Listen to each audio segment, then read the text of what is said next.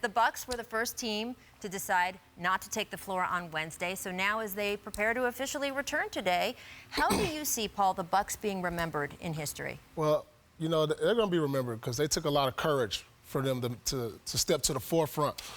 But if you think about that day, it was discussed between Boston and Toronto about, you know, boycotting that game. But Milwaukee took the lead on this. They didn't talk to the Orlando Magic. They didn't talk to LeBron. You know, we playing if LeBron play, we don't play.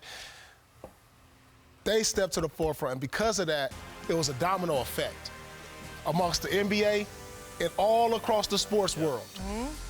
But they took the league, so I give them props for that. That took courage. You know, Giannis, MVP, Defensive Player of the Year, has a chance to win a championship and to say, hey, we might be done with possibly the season. And it was a major effect on all of the sports world. It took a lot of courage. No, I agree. I think obviously it'll definitely go down in history. 4 years removed from Cap taking his knee. But I think more than ever, we just kind of showed our power. We did it, like Paul said, it was a domino effect across sports, and that's where we're trying to empower the country with. We want to let you know we're powerful as athletes, you're powerful as the people. We need to get out there and vote. And when we go out there and flex our power, we all get out to the polls. We can try to change this world, but we're going to need everyone's help. It's not just the NBA's job. I think player empowerment took hold in the NBA earlier than in some of the other sports. We're frankly just seeing guys in the NFL wake up to how much power they have. And there's some see it, be it here, right? So then watching the NBA players not come out on the court on Wednesday, let some of the guys in the other sports see, well, you know, we could do that too. And I thought that was very moving. And it's also not just talk. You know, now we're moving forward with action. You know what I mean? And it's like Doc said, everyone's looking for the NBA for the plan. No one in the world really has a plan. There's people whose jobs 24/7 is to find a plan, and they don't have a plan. So we have no problem putting that on our back and trying to help. But like Doc said, it's going to take all of us, not just the NBA or professional sports in general. Yeah, this isn't on NBA players to solve racism. And by the way, it's never on victims of oppression to solve their own oppression. But obviously contributing to that fight has been so valuable. I do want to talk about how we got here to this point, being back on the court. On the one hand, you see some of the old heads, right, of the league. Chris Paul, Udonis Haslem was very key in sort of building consensus in all of this over the past 72 hours. You had LeBron James enlist Barack Obama's help in all of this. But you also had voices like the Celtics' Jaylen Brown. You had Donovan Mitchell. Do you think, Matt, there's been a little bit of a generational shift, or at least the younger guys in the league joining the older guys and saying, we take responsibility for this too? Well, it's important because just like in basketball, we're handing off the torch. You know what I mean? So these guys are much more aware. It's just a different time. When me and Paul came in the game, it wasn't about money management, investing. It was about having fun. You know, it's a whole different atmosphere in the game now. These younger players are coming in more equipped, more attuned to not only sports, but life and business. So I think it's great when you see younger players really stepping up and having their own voice and beating their own chest, because like I said, this affects them just as much as us. And these older guys you mentioned, they're almost done. So the next generation is strong and in good hands. There has to be a generational shift at some point. You know, it's going to be a time when LeBron is not in the league, Chris Paul is not in the league. So now it's like they're handing it down, like you said. It's like they're handing it down to the younger generation to continue to carry the torch and be loud and have a voice and use their platform. And so I'm proud because usually, you know, young guys kind of shy away from that and let the older guys, you know, take the forefront. But to see them take this forefront and on these issues is great to see. And it shows that we're going to be in good hands moving forward. And it's brave of them, right? They don't always have the endorsements piled up the way the older generation of players have. They don't have as much career earnings for them to step out and know that any team that's getting them next is going to get a guy who's vocal. That takes some courage, too, and I admire that.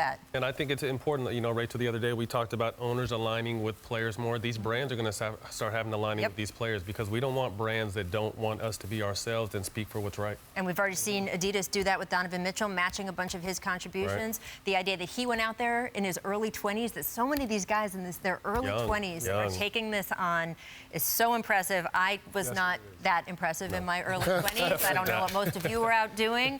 As we go forward, I do want to check in with you guys on who you think the biggest winner is now that basketball has resumed. Paul, what do you think is the win out of this? I'm going to say everybody wins in this situation, because you got to see what came out of this. You know, we got awareness from the owners, you know, from governors. You know, what came out of this? We got more voting access. You know, the owners opened up these arenas now to say, you know, we need people to go out and vote. That's a big part of all of this. That was the biggest win on all this. You know, they was able to form a coalition, the owners, the players and coaches and stuff. That was great.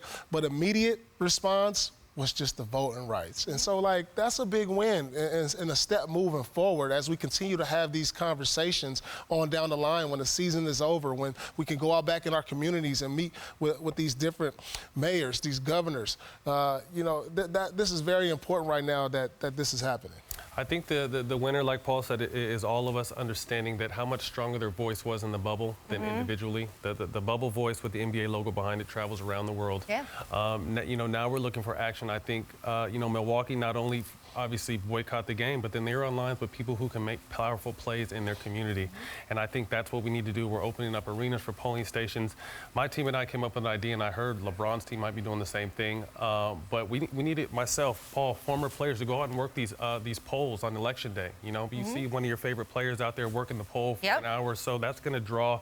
We need everyone to get off their butt and either do an early mail-in ballot or come out to the polls. Really early mail-in. It's going to walk to wherever it's going. So we got to get it there. We got to get out early. But like I said, just more hands-on, more involved. Our message is strong. Some people want to hear us, some people don't, but we don't care. We're fighting for what's right. Look, everyone in this country is allowed to have a voice, is allowed to speak. And your point about the Milwaukee Bucks is so fascinating. If you followed up on the story, it's not just that they sat for 2 or 3 hours in their locker room. They were on the phone with the lieutenant governor of Wisconsin, with some of the officials and they were informed. By the way, they're basketball players. They're not supposed to know about what legislation is going through the Wisconsin state government in any moment. But they were told, hey, we are trying to get a special session back to pass police reform, and we have not been able to mount the public pressure. The governor has been calling for this. We cannot mount the public pressure to do it. So you know what? The Milwaukee Bucks walked out of their locker room, got a piece of paper, said, we need to do this for this legislation, and guess what, guys?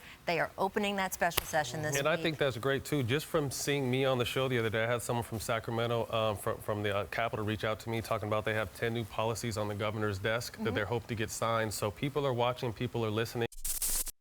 Thanks for watching ESPN on YouTube. For live streaming sports and premium content, subscribe to ESPN+.